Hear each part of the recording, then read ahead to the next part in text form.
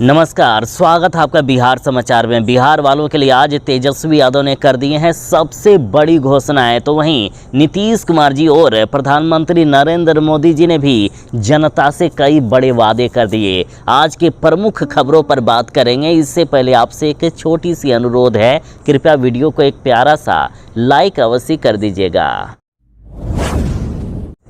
तेजस्वी यादव ने चुनावी वादा कर दिया है। तेजस्वी यादव ने कहा कि यदि मैं मुख्यमंत्री बन गया तो राज्य के 14 करोड़ होंगे चिंता मुक्त।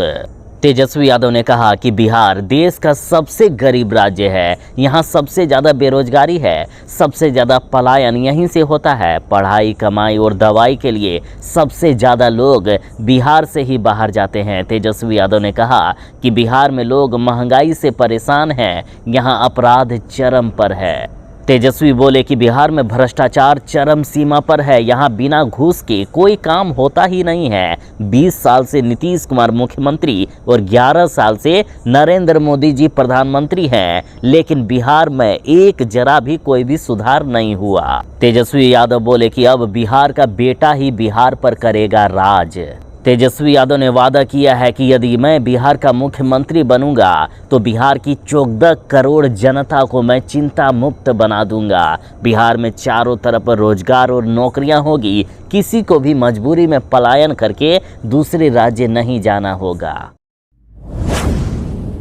तेजस्वी यादव ने नीतीश कुमार और नरेंद्र मोदी पर बड़ा तंज कसा। तेजस्वी यादव ने कहा कि फैक्ट्री गुजरात में लगती है और जीत चाहिए इन लोगों को बिहार में। तेजस्वी यादव ने कहा कि जब लालू जी मोदी जी से नहीं डरते हैं तो क्या उनका बेटा डर जाएगा मोदी जी से। तेजस्वी यादव ने कहा कि गुजरात के 2 लोग बिहार को चलाने की कोशिश कर रहे हैं। मोदी जी गुजरात में फैक्ट्री लगाएंगे और बिहार में इनको जीत चाहिए, लेकिन ऐसा होने वाला नहीं है। इस बार हम बिहारी हैं, हम बाहरियों से नहीं डरते हैं। तेजस्वी यादव ने कहा कि अभी छठ और चुनाव के मौके पर जो बिहार आ रहे हैं वापस दूसरे राज्यों से, उनकी जरा दर्द सुनिए। हर कोई रो रहा है, हर कोई परेशान है नीतीश सरकार से। 20 सालों से इन्होंने बिहार को बर्बाद करके रख दिया है, लेकिन यदि मैं बिहार का मुख्यमंत्री बनूंगा तो बिहार में पलायन 0 कर दूंगा। किसी को भी मजबूरी में दूसरे राज्य नहीं जाना होगा काम करने के लिए। आरजेडी के टिकट से खेसारी लाल यादव चुनाव लड़ रहे हैं। खेसारी लाल यादव को मंच पर 200 लीटर दूध से नहलाया गया। छपरा में समर्थकों ने सिक्के से तोल दिया खेसारी लाल यादव को। देखिए, छपरा में भोजपुरी स्टार और आरजेडी प्रत्याशी खेसारी लाल यादव का स्वागत अनोखे तरीके से किया गया। समर्थकों ने मंच पर उन्हें 200 लीटर दूध से नहलाया और सिक्कों से तोला है। साथ ही जैसे ही खेसारी लाल यादव पहुंचे, ढोल, नगाड़ों और फूलों की बरसात की गई। ऐसा लग रहा था कि खेसारी लाल यादव का चुनाव जीतना इस बार बिल्कुल कन्फर्म है, उन्हें कोई भी नहीं रोक सकता। इसी बीच खेसारी लाल यादव ने कहा कि यदि तेजस्वी की सरकार बनेगी तो लोग चिंता मुक्त हो जाएंगे। खेसारी लाल यादव ने कहा कि महागठबंधन की सरकार बनने पर हर परिवार में एक सरकारी नौकरी हम देने का काम करेंगे। जीविका दीदियों की सरकारी नौकरी हो जाएगी, उन्हें 3000 महीना हर महीने मिलने वाला है। 3000 रुपया उन्हें वेतन हर महीने मिलेगा। साथ ही अन्य महिलाएं जिनकी उम्र 18 साल से लेकर 50 साल के बीच है, उन सभी बिहार की महिलाओं को हर महीने 2500 रुपये करके दिया जाएगा। प्रधानमंत्री नरेंद्र मोदी जी ने बिहार में बड़ी चुनावी जनसभा को संबोधित करते हुए कहा कि इतनी भीड़ तो मैं गुजरात में भी नहीं जुटा पाता हूं। प्रधानमंत्री नरेंद्र मोदी जी बोले कि नई रफ्तार से चलेगा बिहार, इस बार फिर से बनेगी एनडीए सरकार। देखिए, प्रधानमंत्री नरेंद्र मोदी जी ने समस्तीपुर में एक बड़ी चुनावी जनसभा को संबोधित करते हुए कहा कि पूरा बिहार कह रहा है फिर एक बार एनडीए सरकार, फिर एक बार सुशासन सरकार, जंगल राज वालों को दूर रखेगा बिहार। मोदी जी ने कहा कि मैंने अपनी आधी जिंदगी गुजरात में खपा दी, आप यहाँ जितनी संख्या में पहुँचे हैं, मैं गुजरात में इससे आधी भी भीड़ नहीं जमा कर पाया आज तक। साथ ही मोदी जी ने लोगों से मोबाइल की लाइट जलाने को कहा, जिसके बाद सभी लोगों ने अपने मोबाइल की फ्लैश लाइट चालू की। उसके बाद मोदी जी ने आरजेडी पर तंज कसते हुए कहा कि इतनी रोशनी में भी आप लोगों को लालटेन की जरूरत है क्या? पूरा देश देख रहा है, लोगों को अब लालटेन नहीं चाहिए। साथ ही मोदी जी ने आरजेडी और कांग्रेस के कई नेताओं को तो चोर भी कह दिया। मोदी जी बोले कि हजारों करोड़ के घोटाले में ये जमानत पर चल रहे हैं। चोरी की तो ऐसी आदत इनको लग गई है कि अब जननायक की उपाधि की भी ये लोग चोरी कर रहे हैं। दरभंगा में तेजस्वी यादव ने कर दिया है बड़ा वादा। तेजस्वी यादव ने कहा कि यदि हमारी सरकार बन गई तो 20 महीने में चीनी बिल फिर से हम चालू कर देंगे। साथ ही तेजस्वी यादव ने कहा है कि एनडीए की सरकार ने 20 साल में बिहार के लिए कुछ नहीं किया और हमारी सरकार बनती है तो हम 20 दिनों के अंदर युवाओं को नौकरी देने के लिए सारी प्रक्रियाएं पूरी कर लेंगे और 20 महीने में हम बिहार में जितने भी परिवार हैं सभी को सरकारी नौकरी देंगे। साथ ही हर जगह से बेरोजगारी समाप्त हो जाएगी, पलायन खत्म हो जाएगा और बिहार में जहां जहां चीनी मिलें बंद हो गई है उन्हें दोबारा हम 20 महीने के अंदर खोल देंगे। हमारी सरकार बनी तो टोला सेवक, आशा कार्यकर्ता, चौकीदार, रसोइया, सेविका समेत अन्य सभी कर्मियों का हम मानदेय बढ़ाने वाले हैं। फिर से सभी का मानदेय 2 गुना करने वाले हैं। तेजस्वी यादव ने कहा कि हमें एक मौका तो दीजिए, अगर हम वादा पूरा नहीं करते हैं तो हमें हटा दीजिएगा या मैं खुद इस्तीफा ले लूंगा। तेजस्वी बोले कि रेयाम चीनी मिल को हम 20 महीने में चालू करके दिखाएंगे और अगर ऐसा नहीं कर पाए तो आप हमें जो सजा दीजिएगा वो हमें स्वीकार है। हर घर में सरकारी नौकरी भी मिलेगी। साथ ही हर एक माताओं बहनों को 2500 रुपये हर महीने करके दिया जाएगा। अमित शाह जी ने दे दिया बड़ा बयान, कहा कि राजद की करारी हार के साथ 14 नवंबर को मनाई जाएगी असली दिवाली।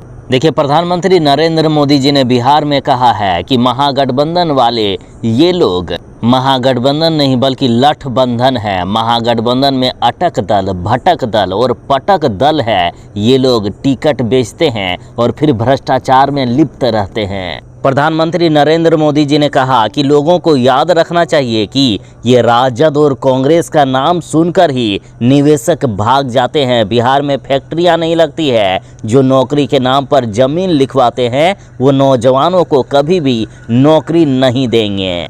मोदी जी ने कहा कि हमारी सरकार बनने पर अगले 5 सालों में हम 1 करोड़ सरकारी नौकरी और रोजगार देंगे।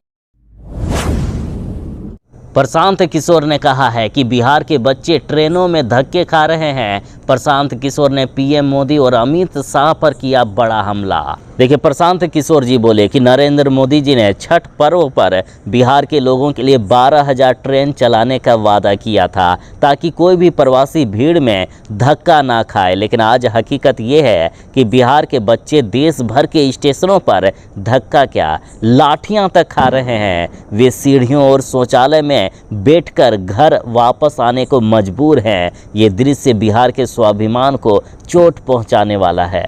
प्रशांत किशोर ने कहा कि जिस तरह गांधी जी ने अंग्रेजों की गुलामी से देश को मुक्त कराया था, उसी तरह जनसुराज बिहार की राजनीति को बंधुआ मजदूरी से मुक्त करेगा। प्रशांत किशोर जी ने कहा कि हम चाहते हैं कि जनता खुद अपनी सरकार चुने, ना कि नेताओं की गुलाम बनकर रहे।